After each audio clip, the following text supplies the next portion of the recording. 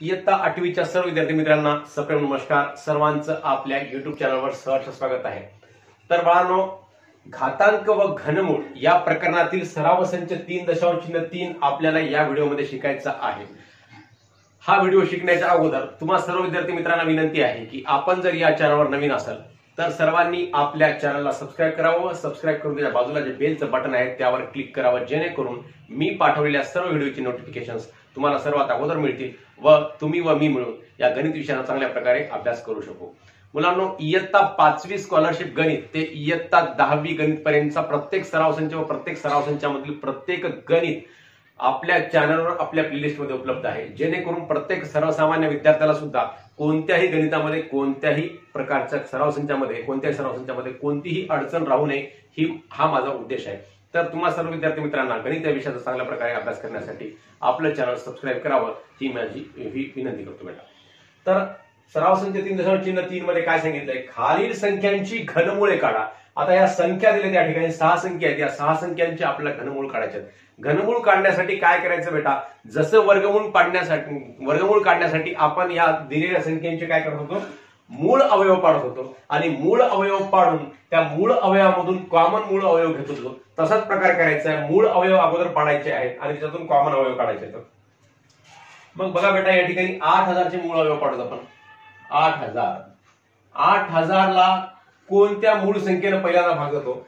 मूळ अवयव पाडण्यासाठी एक गोष्ट लक्षामध्ये ठेवावी लागते बेटा, विभाज्यतेची कसोटी. 2 ची, 3 ची, 5 ची, 7 ची, 11 ची. 7 ची कसोटी नाही, पण 7 न 11 न या संख्येनं मूळ संख्येने या संख्येला भागायचं असते आणि त्या मूळ अवयवांच्या गुणाकाराच्या रूपामध्ये या संख्येला लिहायचं असते. मूळ अवयवांच्या म्हणजे 2, 3, 5, 7 अशा प्रकारच्या मूळ अवयवांच्या गुणाकाराच्या रूपामध्ये लिहायचं आणि त्यावरून याचं घनमूळ काढायचं असते बेटा.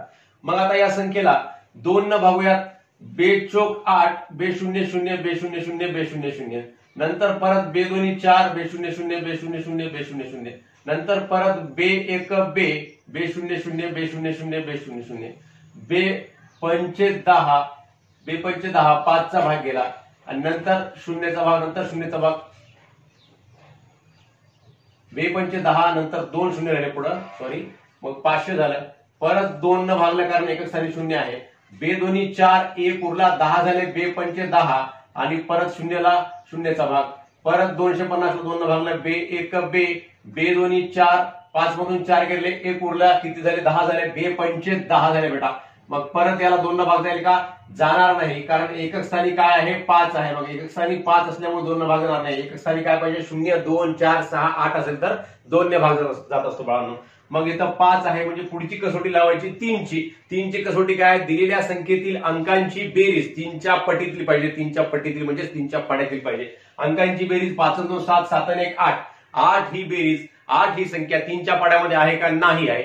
मग त्याच्या पुढची कसोटी लावायची 5 ची. 5 ची कसोटी काय, दिलेल्या संख्येच्या एकक स्थानी 0 किंवा 5 हा अंक असला पाहिजे. मग या ठिकाणी 5 आहे म्हणजे या संख्येला 5 ने भाग जातो. 5 2 10, मग 12 मधून 10 गेले, किती उरले बेटा, 12 मधून 10 गेले, 2 उरले, झाले 25.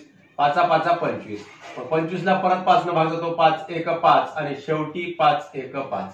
मग 8000 या संख्येला आपण या मूळ अवयवांच्या गुणाकाराच्या रूपामध्ये लिहू शकतो बेटा. 1 2 3 4 5 6 आणि हे 5 चा गुणाकार 3 वेळेस, 2 चा गुणाकार 6 वेळेस. 1 2 3 4 5 6 आणि 5 चा गुणाकार किती वेळेस, 3 वेळेस. 1 2 3. तर 8000 बरोबर, म्हणून 8000 बरोबर आहे या 3 2 पैकी 1 घ्यायचा, या 3 2 पैकी 1 घ्यायचा आणि या 3 5 पैकी 1 घ्यायचा. या तिघांचा घात आहे म्हणजे तिघांचा किती वेळेस गुणाकार आहे, 3 3 वेळेस गुणाकार आहे. 2 चा 3 वेळेस, 2 चा 3 वेळेस, 2 चा 5 चा 3 वेळेस. मग म्हणून घनमुळामध्ये 8000, घनमुळात 8000 बरोबर आहे.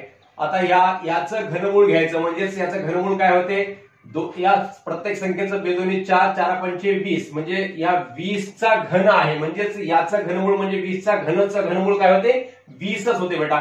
म्हणजे 20 चा घन आणि याचं घनमूळ म्हणजे घन काय होते, कटते या ठिकाणी. म्हणजेच घनमुळामध्ये 8000 बरोबर काय येते बेटा, 20 येते. मग दुसरी संख्या आहे 729. दुसरी संख्या आहे 729. आता 729 चे सुद्धा असेच आपण काय करायचे बेटा, मूळ अवयव पाडायचे. 729 ला सुद्धा मूळ अवयवांच्या गुणाकाराच्या रूपामध्ये लिहायचं. आता 729 या संख्येमध्ये एकक स्थानी 0, 2, 4, 6, 8 आहे का, नाही आहे. म्हणजे इथे काय आहे, एकक स्थानी 9 आहे. मग याला 2 न भागता का जाणार नाही. मग 2 च्या पुढची संख्या कोणती, 3. 3 न याला भागून बघायचं. 3 ची कसोटी कोणती लावायची, दिलेल्या संख्येतल्या अंकांची बेरीज. 9 आणि 2 11 होतात, 11 आणि 7 किती होतात, 18 होतात. 18 ही संख्या 3 च्या पटीमध्ये आहे, 3 च्या पाड्यामध्ये आहे. म्हणजे 729 या संख्येला 3 ने भाग जातो. म्हणजे 3 न भागायचं. मग याला 3 2 6, 7 मधून 6 गेले, 1 उरले, झाले 12. 3 चोक 12 आणि 3 त्रिक 9 परत. मग परत 243 या ठिकाणी झालेला आहे. मग 3 न परत भागले याला, कारण या संख्येतल्या अंकांची बेरीज किती होते, 4 आणि 3 7, 7 आणि 2 9 होते. म्हणजे 3 च्या पटीमध्ये अजून ती संख्या आहे. 3 8 24, 3 1 3. यांची बेरीज किती झाली, 81 ची. 8 आणि 1 9 झाली. परत या संख्येला 3 ने भाग जातो. 3 2 6 आणि किती उरले, 8 मधून 6 गेले, 2 उरले, 21 झाले. 3 7 21. परत 27 ला 3 ने भाग जातो, 3 9 27. परत 9 ला 3 ने भाग जातो, 3 त्रिक 9. आणि परत 3 ला 3 ने भाग जातो, 3 1 3. म्हणून या ठिकाणी 729 ला या अवयवांच्या गुणाकाराच्या रूपामध्ये लिहायचं. 729 बरोबर आहे 3 चा गुणाकार किती वेळेस, 6 वेळेस. 1 2 3 4 5 आणि हे 6 वेळेस. म्हणून आता ह्या 729 ला 6 वेळेस लिहिलेलं आहे. म्हणून 729 बरोबर आहे. आता या 3 पैकी 1 3 घ्यायचा आणि या 3 पैकी 1 3 घ्यायचा. 3 गुणिले 3 चा या ठिकाणी काय झाला, घन झाला. म्हणजे 3 चा घन बदल हे 3 लिहिलं आणि या 3 चा घन बदल हे 3 लिहिलं आणि या कंसाचा पूर्ण घन केला बेटा. म्हणून आता घनमुळामध्ये 729 बरोबर आहे. या दोन संख्यांचा गुणाकार काय होतो, 3 त्रिक 9. म्हणजेच 9 चा घन होतो 729. 729 घन होतो. म्हणजे 729 चे घनमूळ काय होते, 9 होते. अशा प्रकारे आपण हे उत्तर आणलेलं आहे बेटा. तर पुढची संख्या आहे 343. 343 चे आपल्या या ठिकाणी अवयव पाडायचे. 343 या संख्येला कोणत्या संख्येनं भाग जातो, 2 न जातो का बेटा, जाणार नाही. कारण 2 न भागण्यासाठी एकक स्थानी काय पाहिजे, 0 2 4 6 8 पाहिजे. आहेत का, नाही आहे. 3 न जाईल का, 4 आणि 3 7, 7 आणि 3 10. 3 च्या पटीमध्ये 10 येते का, नाही. म्हणजे 343 ला 10 ने सुद्धा भाग जाणार नाही. मग पुढची संख्या कोणती वापरायची, कसोटीची 5 ची. 5 ची कसोटी काय, दिलेल्या संख्येच्या एकक स्थानी 0 किंवा 5 आहे का, नाही आहे. त्या पुढची संख्या मूळ संख्या कोणती आहे, 7. 7 च्या पटीमध्ये 7 चा पाडा म्हणायचा. 7 चोक 28, 34 वरून 28 गेले, 6 उरले. इथे किती झाले बेटा, 63 झाले. 63 ला 7 ने भाग जातो. 7 56, 7 9 63. म्हणजे या पूर्ण संख्येला 7 ने भाग जातो. 7 चोक 28 आणि इथं 6 उरले, 63 झाले. 7 56, 7 9 63. परत 7 7 49. परत 7 1 7. म्हणजेच या 343 या संख्येला गुणाकाराच्या रूपामध्ये लिहिलं अवयवांच्या, तर 7 गुणिले 7 गुणिले 7 होतात. म्हणून 343 बरोबर आहे 7 चा घन. म्हणून घनमुळामध्ये 343. आता या संख्येचं घनमूळ काढलं या ठिकाणी इकडं, बरोबर जिनाच्या अलीकडल्या संख्येचं घनमूळ काढलं तर या पलीकडल्या संख्येचं सुद्धा घनमूळ घ्यावं लागते. म्हणजेच 7 चा घनचं याचं घनमूळ काय होते बेटा, 7 होते. म्हणजे या संख्येचं घनमूळ 7 चा घनचं घनमूळ. म्हणजे हे बघा, हे 7 चा घन आहे आणि याचं घनमूळ घ्यायचं. म्हणजेच घनमूळ घ्यायचं म्हणजे 1/3. म्हणजे 3 1 3 3 1 3 कटतात. म्हणजे 7 चा पहिला घात म्हणजे 7. अशा प्रकारे होत असते बेटा, हे लक्षामध्ये ठेवा. म्हणजेच या घनचं घनमूळ काय निघते, ही संख्याच निघते. एवढंच तुम्ही लक्षामध्ये ठेवा. तर पुढचा प्रश्न आहे, चौथी संख्या आहे आपली ऋण 512. चौथी संख्या आहे ऋण 512. तर ऋण 512 मध्ये अवयव पाडताना काय करायचं बेटा, धनसंख्येसाठी सारखेच अवयव पाडायचे, काही फरक नाही. धन 512 समजूनच अवयव पाडायचं. शेवटी ऋण देऊन टाकायचं ते ऋणाचं चिन्ह. बे दोन्ही 4, 1 उरला, 11 झाले. बे पंचे 10, 1 उरला, 12 झाले. बे सक 12. बे 1 बे दोन्ही 4, 1 उरला, 16 झाले. बे 8 16. बे सक 12, बे चोक 8. परत बे त्रिक 6, बे दोन्ही 4. परत बे 1 बे सक 12. परत बे 8 16. परत बे चोक 8, परत बे दोन्ही 4 आणि परत बे एक बे. आता काही परत नाही, एवढंच आहे का नाही. म्हणजे 2चा गुणाकार किती वेळेस आहे? 1 2 3 4 5 6 7 8 9 वेळेस आहे 2चा गुणाकार. म्हणजेच ऋण 512 बरोबर आहे. हे सगळं काय आहे बेटा? ऋण 512 आहे. म्हणजे सगळे काय आहेत? 2 ऋण ऋण आहे. म्हणजे ऋण 2 गुणिले ऋण 2 गुणिले ऋण 2 गुणिले ऋण 2 गुणिले ऋण 2 गुणिले ऋण 2. 1 2 3 4 5 6 वेळेस लिहिले या ठिकाणी. गुणिले ऋण 2 गुणिले ऋण 2 गुणिले ऋण 2. मग आता ऋण 512 बरोबर आहे. या 3 ऋण 2 पैकी 1 ऋण 2 घेतला, ऋण 2. या 3 ऋण 2 पैकी 1 ऋण 2 घेतला आणि या 3 ऋण 2 पैकी 1 ऋण 2 घेतला. या सगळ्यांचा काय आहे या ठिकाणी? घात आहे, घन आहे यांचा. म्हणून आता घनमुळामध्ये ऋण 512 म्हणजे या तिघांचं या ठिकाणी या ऋण 2चं घन आहे. या ठिकाणी ऋण 2चं घनमूळ काय निघते? मग ऋण 2च्या घनचं घनमूळ. ऋण 2च्या घनचं घनमूळ काय निघते? ऋण 2 निघते. आणि या सुद्धा ऋण 2च्या घनचं घनमूळ काय निघते?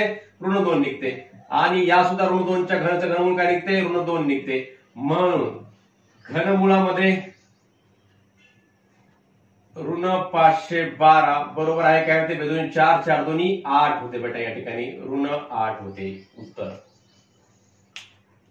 तर पुढची संख्या आहे ऋण 2744.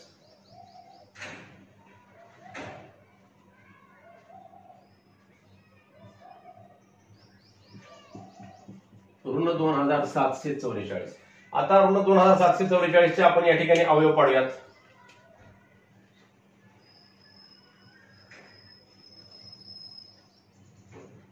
दोन 2744 2 ने भाग जातो. बे एक बे, बे त्रिक 6, 1 उरला, बे साती 14, बे दोन्ही 4. परत 2 न भागा, बे सख 12, 1 उरला, बे आठी 16, 1 उरला, बे सख 12. परत 2 न भागा, बे त्रिक 6, बे चोक 8, बे त्रिक 6. आता 2 न जाणार नाही, 3 न जाणार नाही, 5 न जाणार नाही, तर कशामध्ये 7 न जाईल. कारण ही 343 संख्या इथं आलेली आहे. म्हणजे 7 गुणिले 7 गुणिले 7 जशाला तसं लिहून टाकून द्या. 7 न भागलं किती आलं? 49 आलं. परत 7 न भागलं किती आलं? 7 आलं. आणि शेवटी 7 न भागलं तर 1 आलं. म्हणजेच ऋण 2744 चे अवयव काय पडले बेटा? ऋण 2744 बरोबर आहे. हे सगळं काय आहे? ऋण 2 गुणिले ऋण 2 गुणिले ऋण 2 गुणिले ऋण 7 गुणिले ऋण 7 गुणिले ऋण 7. तर म्हणून ऋण 2744 बरोबर आहे की ऋण 2 गुणिले ऋण 7 चा घन. म्हणजे ऋण 3 ऋण 2 पैकी 1 ऋण 2 आणि 3 ऋण 7 पैकी 1 ऋण 7. म्हणून घनमुळामध्ये ऋण 2744 म्हणजेच ऋण 2 चा घन आणि ऋण 2 चा घन आहे आणि ऋण 7 चा घन आहे बेटा. म्हणजे ऋण 2 चा आणि ऋण 7 चा घन आहे या ठिकाणी. म्हणजेच ऋण 2 च्या घनचं घनमूळ काय निघते? ऋण 2 निघते. आणि याचं काय निघते? ऋण 7 निघते. परंतु याचं घनमूळ काय असते? ऋण असते. म्हणजे 7 दोन्ही किती? 14. परंतु हे घनमूळ कधीही काय असते? ऋण असते. म्हणून हे लक्षामध्ये ठेवायचं. ऋण येते घनमूळ याचं. ऋण 2744 घनमूळ काय आलं? ऋण 14 आलेलं आहे बेटा. अशा प्रकारे हे 5 प्रश्न सोडवले. पुढचा प्रश्न आपण लगेच सोडूया. तर मुलांनो, खालील संख्यांची घनमुळे काढा. यामधला आपण पहिले 5 प्रश्न बघितलेले आहेत. या ठिकाणी 6वा प्रश्न आहे. 32,768 या संख्येचं आपल्याला घनमूळ काढायचं आहे. मग 32,768 चे आपण अवयव पाडून घेऊयात. थोडीशी मोठी संख्या आहे म्हणून थोडे छोटे छोटे आपल्याला अवयव पाडावे लागतील. बे एक बे, 1 उरला 12 झाले, बे सख 12, बे त्रिक 6, 1 उरला, बे आठी 16, बे चोक 8. परत 2 न भागा, बे आठी 16, बे एक बे, 1 उरला, बे 9 18, बे दोन्ही 4. परत 2 न भागा, बे चोक 8, 1 ला भाग जात नाही, शून्यचा भाग, बे 9 18, 1 उरला, 12 झाले, बे सख 12. परत 2 न भागा, बे दोन्ही 4, 0, बे चोक 8, 1 उरला, बे आठी 16. परत 2 न भागा, बे एक बे, शून्यचा भाग, बे दोन्ही 4, बे चोक 8. परत 2 न भागा, बे पंचे 10, बे एक बे, बे दोन्ही 4. परत 2 न भागा, बे दोन्ही 4, 1 उरला, 11 झाले, बे पंचे 10, 1 उरला, 12 झाले, बे सख 12. परत 2 न भागा,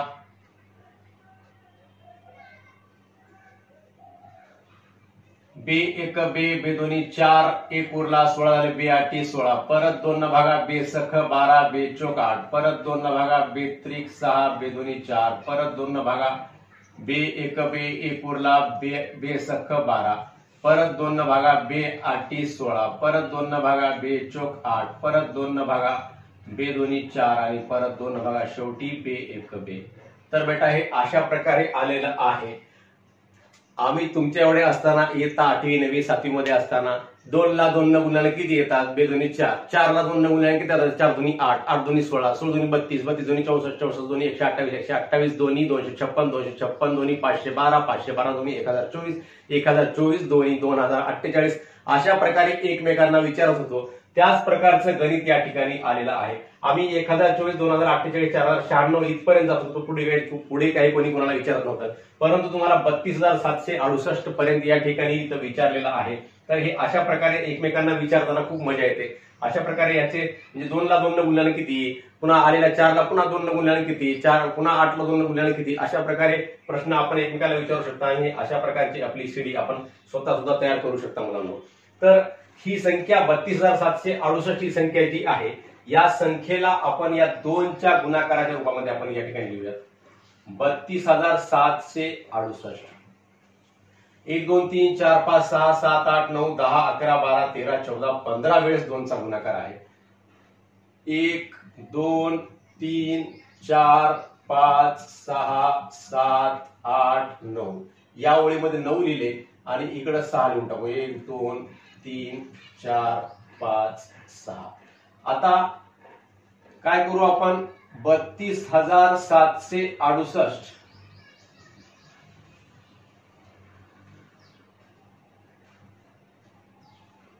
बरोबर आहे. हे 3 2 पैकी 1 2 घ्यायचा, या 3 2 पैकी 1 2 घ्यायचा, या 3 2 पैकी 1 2 घ्यायचा, या 3 2 पैकी 1 2 घ्यायचा आणि शेवटच्या 3 2 पैकी 1 2 घ्यायचा आणि या सगळ्यांचा काय करायचा, गुणाकार करायचा आणि याचा काय करायचा, घन करायचा बेटा. याचा घन म्हणजे 3 2 पैकी 1 2 घेतला आणि याचा घन म्हणजे प्रत्येक 2चा गुणाकार किती किती वेळेस आहे बेटा, 3 3 वेळेस आहे.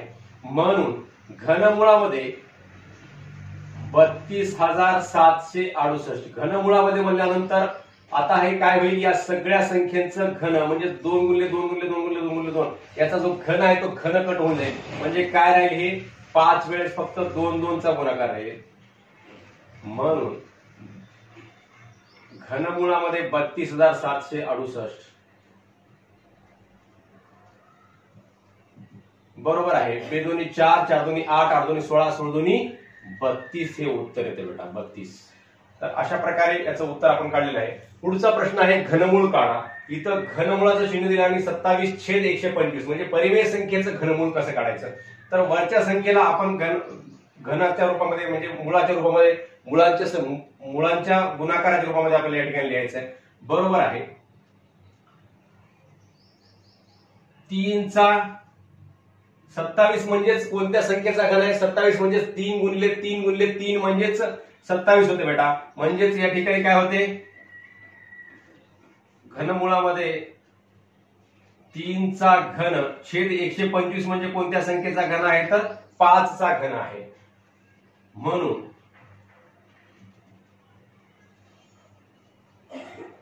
घनमुळामध्ये 3चा घन छेद 5चा घन. आता याचं बरोबर काय होते, घनमुळामध्ये 3चा घन म्हणजेच काय होते, हे 3 होते बेटा. घनमूळ म्हणजे घनाचं घातांकित संख्येचं घनमूळ 3चा घन आहे. समजा यालाच आपल्याला कसं लिहिता येते, 3चा घन आणि या घातांकित संख्येचं पुन्हा तिसरं मूळ असंही म्हणतात, 3च्या घनचं घनमूळ असंही म्हणता येते. म्हणजेच हे 3 3 कटते आणि काय राहते, शेवटी 3 शिल्लक राहते. तशाच प्रकारे इथं 5च्या घनचं घनमूळ काय होते, मग आता 5 होते. म्हणजे 3/5 हे याचं उत्तर येते बेटा.